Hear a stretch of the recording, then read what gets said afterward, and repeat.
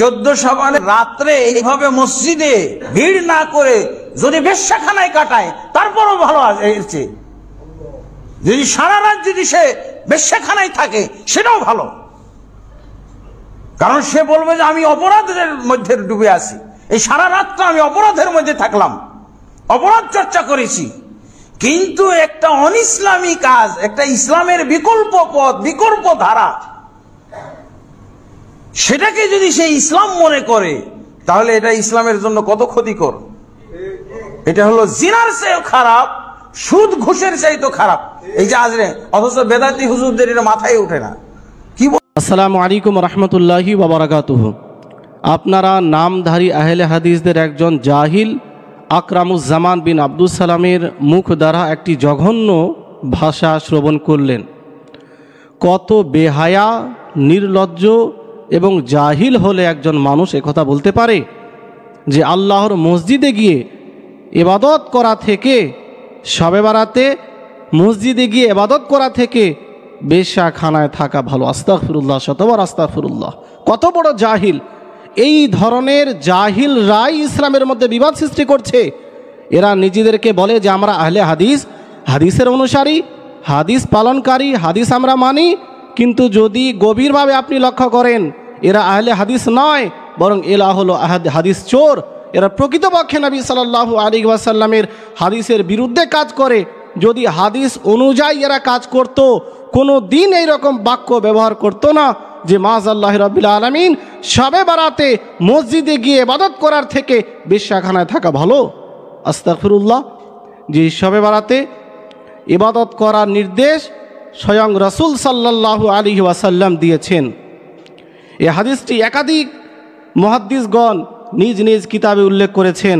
আমি একদিক থেকে কয়েকটি হাওয়ালা আপনাদের সামনে পেশ করছি।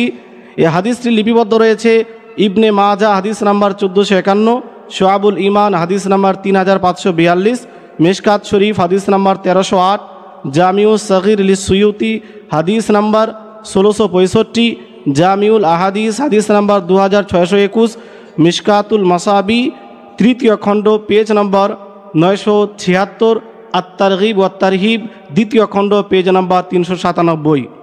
অসংখ্য মুহাদ্দিস এই হাদিসটি নকল করেছেন। কি হাদিস?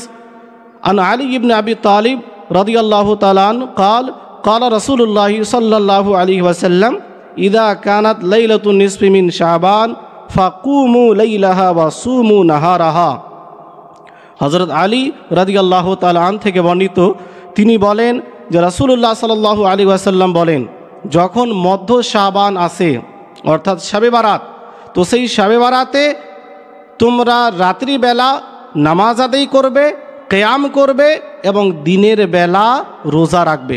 মুসলমান, রাসূলে কায়নাত সাল্লাল্লাহু আলাইহি ওয়াসাল্লাম যার কলমা নামধারী আহলে হাদিসরাও পড়ে, যারা নিজেদেরকে আহলে হাদিস বলে, স্বয়ং সেই নবী সাল্লাল্লাহু আলাইহি ওয়াসাল্লাম বলছেন যে শবে বারাতে দাঁড়িয়ে নামাজ আদায় করো, দিনের বেলা রোজা রাখো।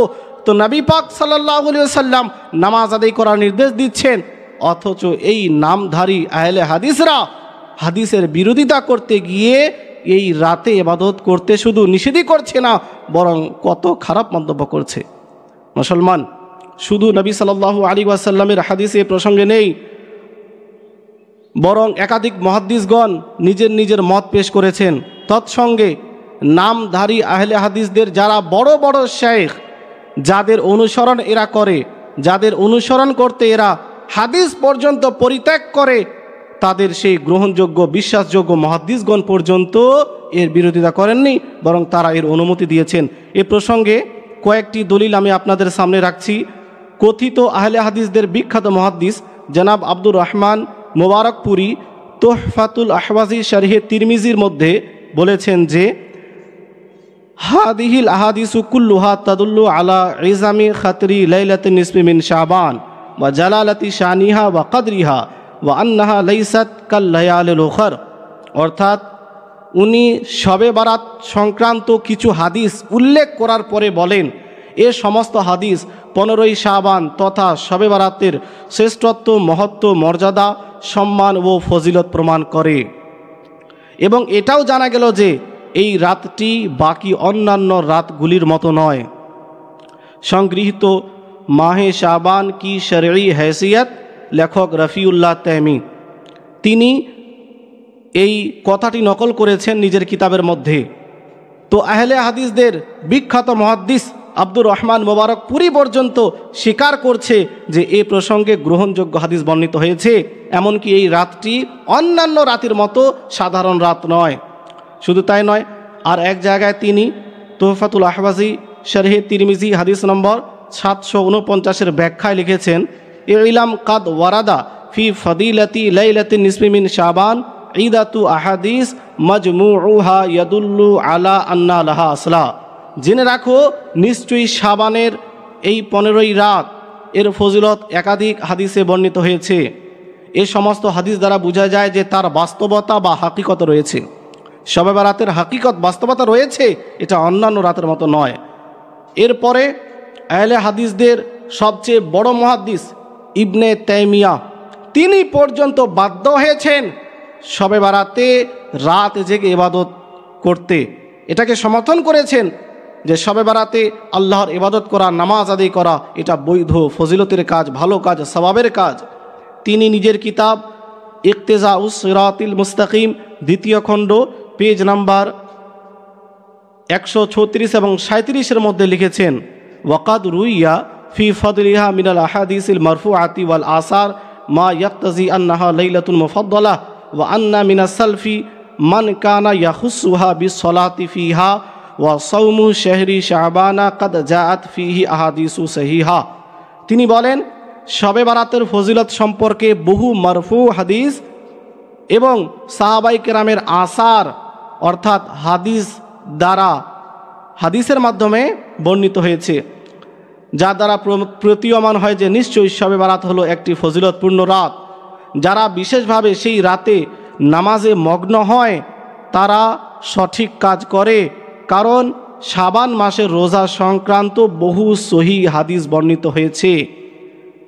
তো তিনি সমর্থন করলেন যে এই শবে বারাতে যারা নামাজ আদায় করে এবং দিনের বেলা যারা রোজা রাখে, এ ব্যাপারে সহিহ হাদিস বর্ণিত হয়েছে।